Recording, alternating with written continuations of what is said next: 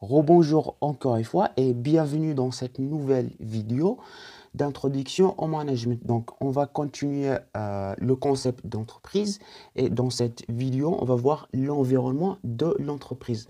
Donc, on va voir exactement l'environnement interne, l'environnement externe de l'entreprise et on va voir en détail les influences que l'entreprise exerce de son environnement interne et les influences exercées par son environnement externe plus en détail. Alors, comme on a déjà expliqué et défini le concept de l'entreprise comme étant un système ouvert. Donc, l'entreprise est un système ouvert. Il entretient des relations constantes avec son environnement. Celui-ci est constitué de tous les éléments extérieurs à l'entreprise qui ont une influence sur elle. Donc, soit c'est des influences directes ou bien indirectes. En général, on distingue deux types, disons, d'environnement. On a la macro-environnement et la micro-environnement. Pour la macro-environnement, c'est un environnement général de l'entreprise. Par exemple, la macro-environnement, c'est tout ce qui entoure l'entreprise à l'extérieur, mais l'entreprise ne peut pas exercer une influence. Pour la micro-environnement, c'est un environnement spécifique à l'entreprise. C'est-à-dire, on pourra dire que c'est un environnement que l'entreprise peut contrôler, par exemple, des clients et les fournisseurs. Donc, tout ça, on va les voir en détail. Donc, comme vous regardez dans le schéma, donc, la structure de l'entreprise, il y a des éléments. On a le micro-environnement. C'est un environnement que l'entreprise peut contrôler, par exemple, et dans cet environnement, on trouve les clients, les fournisseurs, les concurrents. Donc, l'entreprise peut contrôler ses clients. L'entreprise peut contrôler les fournisseurs, les concurrents. Par exemple, la banque, par exemple, l'un des partenaires de l'entreprise, c'est la banque. Donc, l'entreprise peut contrôler la banque, soit par, si l'entreprise veut prêter de l'argent, si l'entreprise souhaite prêter de l'argent, il va le prêter. S'il ne souhaite pas, il ne va pas prêter de l'argent. Donc, l'entreprise peut contrôler l'environnement interne. Par contre, l'entreprise que ne peut pas contrôler seule, c'est l'environnement externe.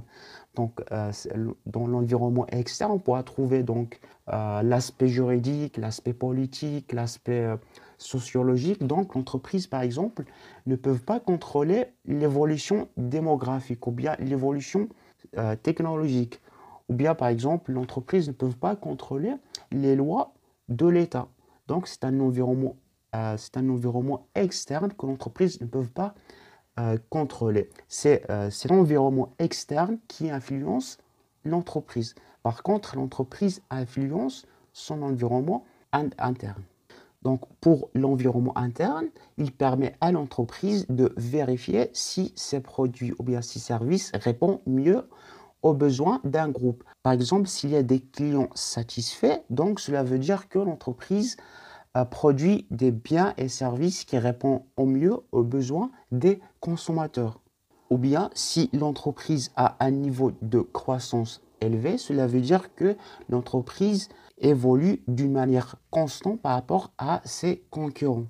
Donc, à travers de l'environnement interne, donc, l'entreprise identifie les menaces et les opportunités qui pèsent sur ses choix stratégiques.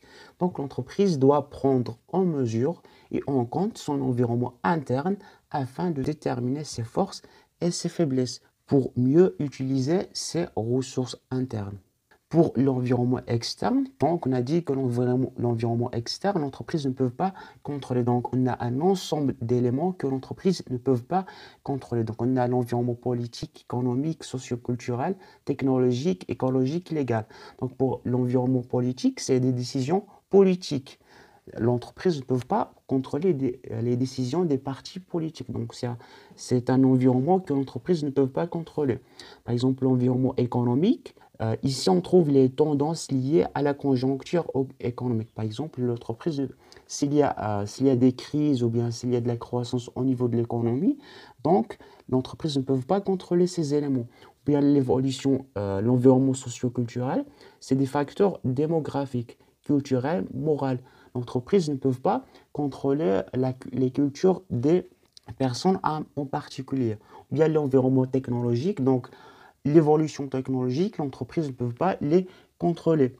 l'environnement écologique, encore une fois. Donc, l'entreprise ne peut pas contrôler, c'est l'environnement écologique. Ou bien l'environnement légal, encore une fois, l'entreprise ne peut pas contrôler l'environnement légal ou bien les réglementations de l'État. Donc, c'est un environnement qui exerce, qui influence l'entreprise. Et l'entreprise, pour l'environnement externe, pour conclure, l'entreprise cherche toujours d'adapter sa stratégie et sa politique par rapport à l'environnement externe pour qu'il soit rentable et pour mieux répondre aux besoins de sa clientèle et pour évoluer.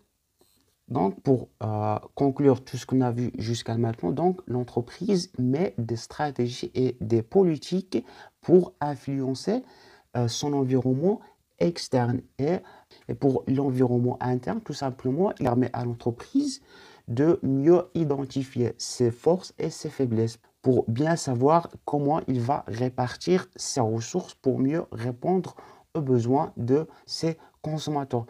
Donc voilà en général la partie de l'environnement d'entreprise. J'espère maintenant que vous avez eu une idée, oui, bien, vous avez compris l'environnement de l'entreprise. Si vous n'avez pas compris une partie ou bien vous avez d'autres questions à me poser, vous pouvez toujours les laisser dans les commentaires. Pour recevoir les prochaines vidéos, abonnez-vous. Allez, je vous dis bon courage et à bientôt.